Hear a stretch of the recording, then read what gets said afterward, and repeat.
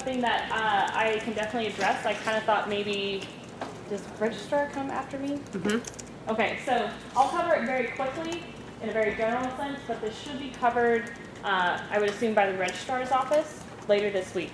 Basically, the question was, what about students that are coming back to Wichita State? Like they attended previously and they're coming back. Is that correct? Okay. And basically what that would be is that would be called a reactivation. So basically, your student account doesn't necessarily, die. I mean, it's always there. They always have your student, records with you. And when I say, and what I hope you're saying is that when I talk about reactivation, they actually took classes. They actually enrolled. They actually took some classes with us. So they have credit with us. That's what I'm talking about. So basically, a student who decided to come, they took classes. For whatever reason, they took a break. They stopped coming. And then they say, hey, I want to come back. Totally not an admissions. Basically, if a student calls and says that, it would be a registrar thing. Because the registrar's office, admissions only touches the student up to a certain point. It used to be we touched them up until orientation. No longer anymore. Orientation is now in their own office. So we don't touch a student once they get up to, say, the orientation point. So they're admitted, things like that. We don't really mess with them anymore. They're beyond us. We've, in a sense, done our job. Not saying we will not help students, we won't answer questions, but what I'm saying is from an admissions standpoint, they've moved beyond. They're admitted. So when a student says, I have worked with you guys, I have classes that I've taken with you guys, that's beyond us. They now have an official student record at Wichita State. So that's really beyond their office. So for that specific instant, it would be with the registrar's office, they would have to reactivate their account. And basically it's a separate form. I believe you can do it online. And it really just goes through the registrar's office because that's where their student record is housed, is with the registrar's office. Does that answer questions? So they don't have to reapply, let's say it's been a couple years since they've been there, do they have to reapply again? No. As long as they took the rebound, or they took, If they have any credits at all with the university, they do not have to that's not reapply. true Yes. either. They don't have to pay the fee ever I again. know they don't, high school guests do have to. Oh, do. do they? Okay. Yeah, But they don't have to regular- reapply, but that's to say that if they've done any coursework at Wichita State is not accurate. It's if they have done degree-bound coursework. Yes, at there you go. Wichita State. I should have clarified that. So degree-bound coursework. So we're going to talk about high school guests. They're a slightly different animal in and of itself. But basically, if a student has taken degree-bound classes with us, they were degree-bound, they don't have to reapply. It is all through the registrar's office. It's some paperwork that they have to fill out. Because like I said, they're kind of beyond our office. So any other questions kind of along that line? I just want to say, the registrar's office should really be kind of where that question comes back, and it should be addressed with them. So if it's not, I would definitely bring it up if I didn't answer it in, the best way or completely, whatever. Definitely ask them. So that is a very good question. We do get those calls a lot.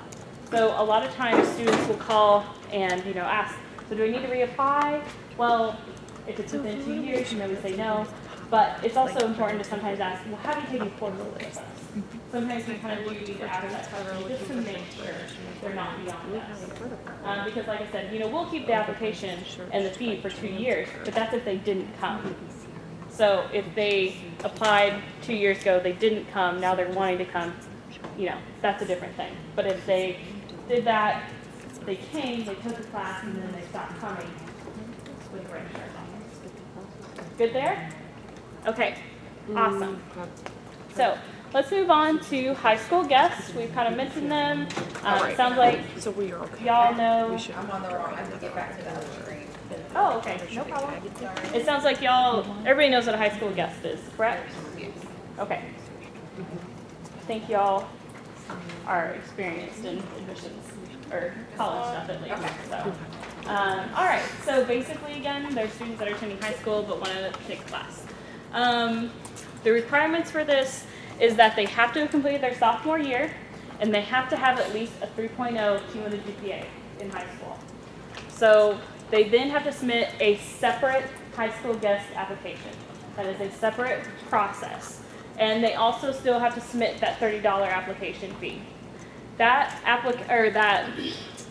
application that they have to fill out has to have the counselor's signature. So that basically makes sure that the counselor believes, yeah, the student is capable of taking this course. Because I think we all know that students can have a 3.0 GPA, but maybe not be quite ready for a college course. So that kind of just helps us make sure the student is going to be successful. Because we don't want them to get a college credit that's not great and doesn't look good on their record. We do have to see their official high school transcript for the semester prior. So we want to see that they have, these final grades for the semester prior. And then they have to keep a 2.0 GPA on the WSU work. So, and then we also, important to keep in mind that we don't necessarily assume that a high school guest wants to come as a degree-bound student once they graduate. We do not assume that. So, it's important that if a high school guest has questions about, hey, I'm getting ready to graduate, I want to come, it's important to tell them we need to know that. And we need to know that you want to be a degree-bound student for, let's say, the coming fall. They graduate in May, because we are not assuming that at all. And when it comes to deadlines, it's again 1 week prior to the first day of classes. And it's for both new and returning high school guest students. So high school guest students that have taken a class with us, like let's say the previous semester, have to fill out a new application every semester. They don't have to pay the fee again, but they have to fill out the application again. Does that make sense? The fee is like a one-time pretty much, and then they have to fill out an application for each semester that they want to be a high school guest. Now when it comes to credit hours, pretty much a high school guest student can take up to 6 credit hours. So 1 to 6 credit hours is what they can take each semester. If they want to take more than that, escalation, special circumstance. We have to approve that because that's a lot of time. I mean, you're looking at, more than 2 college classes pretty much, plus your high school workload. So we really want to look at those students and make sure that they can be successful in that. All right, and I guess there at the bottom it talks about not being guaranteed being degree bound. So, all right, any questions on high school guests? Again, no financial aid.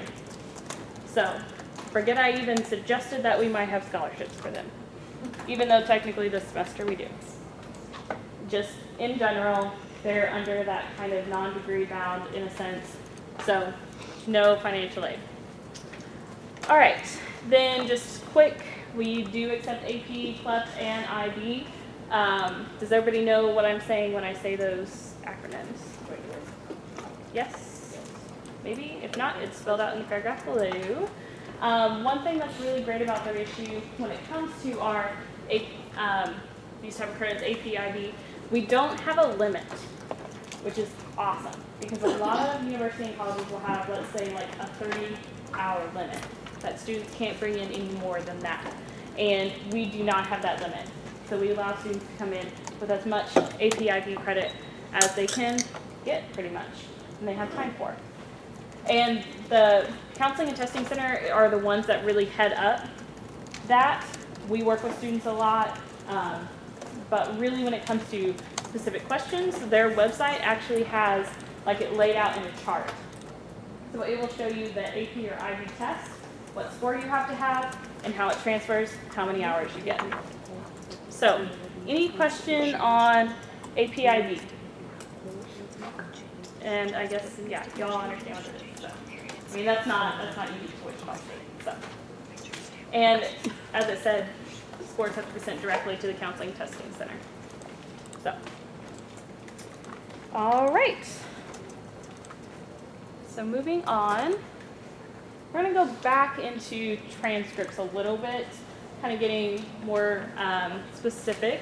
So again, pretty much we always require a transcript at some point.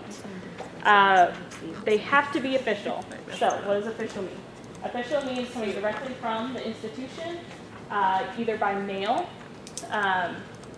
or technically we will take a walked-in official transcript. So for example, if a school will issue a transcript, official transcript in a sealed envelope, and they give it to the student. Student walks it over to us, still sealed. It's official. We'll take it. Sometimes, especially with our community colleges that aren't far from Wichita, it's really easy to do for students to just run over, grab it, bring it to us in a sealed envelope, good to go. We do not accept them by fax. The only way we accept them electronically is basically it has to be through an approved e-transcript vendor. So we take DocuFi, Parchment, National Student Clearinghouse, I think are our main kind of ones that we'll take from. So those would be where they would have to come from. So if a student says, can I email you a transcript? Say, what do you mean? Because those are basically online websites that they put in the information. And if I'm being redundant or anything, if y'all know this, I'll stop talking. But basically, they have to put in the information and they put in our email address, all the good jazz. So just make sure they understand what you mean if you say, yes, but has to be through this vendor. So technically the student isn't emailing it directly to us. Do we have a KB article that lists the vendors that you'll accept it from? I don't think so. I think that's a no. And I can, I will Yeah. look, What was the yeah. question? I don't think that there's a KB article that states who we will accept electronic transcripts from. I will search and I will let you know and Yeah. we will get it. And some are kind of specific, I guess. So if you guys know off the top of your head, I was thinking DocuFi was just high school transcripts. DocuFi, no, there are Oh, there are some some high- community some- colleges okay. that use DocuFi. So usually a lot of times if a student says, oh, I sent it electronically through one of these things, like, the school showed me how to do this electronically, we usually have a really good idea of how they send it. So if it's a community college, we know they usually send it this way. Like, this is what vendor it comes through. So we're, not all of us, obviously I'm not, but the people who actually receive these in email and electronically, or sometimes they have to go in and actually download them, they're usually really good about knowing, oh, if it's a Butler transcript, this is where it comes in at. So, There's kind of an article on the KB that kind of Yeah, there's says it. kind of one that's. yeah, Yeah, it sends us to the link on the website that Yeah. shows it. okay. There's a matrix that we have that does say it.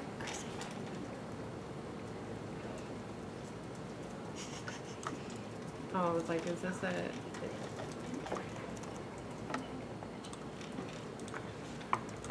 Okay, so basically again, this is because of the breakdown in the qualified admissions and the requirements.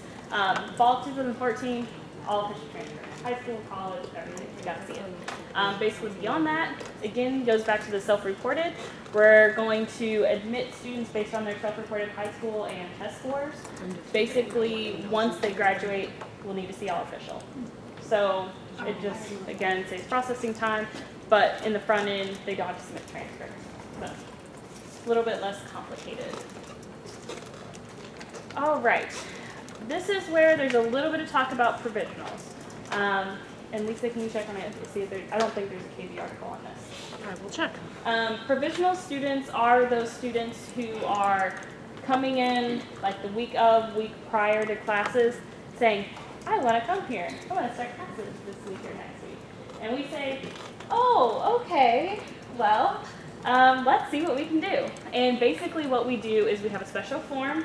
This would be an escalation pretty much because they have to walk in, they have to fill out a form, paper form, and they have to give us their unofficial transcripts. This is definitely not ideal. We don't necessarily like doing this. We don't really advertise this, especially if students are like, hey, when is an admissions deadline? Like, we don't necessarily advertise that we'll do this in a sense because it's not the best even for the student because they can't get financial aid as a provisional student. So basically, if a student comes in, says, I want to be admitted today, so I go to school tomorrow, you can say, okay, we need you to fill out this form, we need the fee, and then we need all unofficial transcripts. We will take it back, we will see what we can do. If they're admissible, we'll admit them under the provisional status. So what that means is that they then can't get financial aid until we see all official transcripts. So however long it takes them to get us unofficial transcripts, they will stay in provisional status. They will not get financial aid. once we get those official transcripts, we'll get them admitted, fully, and basically, I don't know if I actually talked about this, but they do their magic in the back end and they do what they do. So, pretty much we just get them fully admitted. I can't tell you what the timeline looks like, I can't tell you how quick that process is, but we do what we can to get the student admitted fully so they don't have to go without financially for a certain amount of time. So, any questions about provisionals? And Lisa's checking out a KP article. I'm guessing There's not, that- I'm writing it right now. Okay, I was gonna say, I'm pretty sure there's not one, because I'm pretty sure my director said there wasn't one, and that he was going to write it. So I'm only I'll check gonna with do an Bobby. internal, so Okay. this won't be out. Okay, so again, we don't really advertise that, but technically, like I said before, the admissions deadline is 1 week after classes. I mean, technically we will take students. But the week before and the week of classes, this is what we're actually doing. And it's just important to tell the students they don't get that financial aid until they're fully admitted. Because, that could be how they're paying. They may not be able to come up with money in front. So that can really be an issue. So we just try and warn students that, yes, technically we can do this, but here's the downside. So, any questions?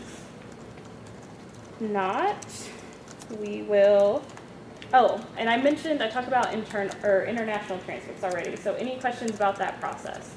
Technically, yes, if a student has international transcripts, we want them, but we will send them over to international education to get approval too. So, all right, moving on. We're doing a pop quiz. So my first question is, how many credit hours can a high school guest student take? 6. I was gonna Is say, that I a don't. question or an answer?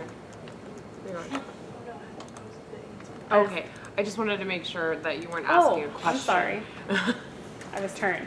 I apologize. All right, so did you guys catch who? Okay, someone said six. Yeah, I saw. Oh, okay. 6. Okay. Who else said 6? Who's the first? I saw you raise your hand like right away. I think somebody, kind of said it out loud, so I'm not sure. I don't know. Y'all want to rock paper scissors? That's how my husband. That's what my husband and I, do. That's rock, so you just paper, like make scissors. decisions, huh? I usually win, though. He's really predictable. So I don't necessarily care. You can From both my have prizes. perspective, We have enough stuff. y'all can both get. Yeah. Go Um, ahead. So, all right. So then the next question, which hopefully I covered it well enough that y'all remember. Who should students contact about AP credit? You can give it to her though for that, yeah. Okay. Yes, that is correct. So surprise, yay! Everybody gets prizes. No, just kidding, not yet. All right. So, We're gonna go ahead and take a break. yes, I would say I'm at a perfect stopping point for a break. Okay. So, Let's go ahead and take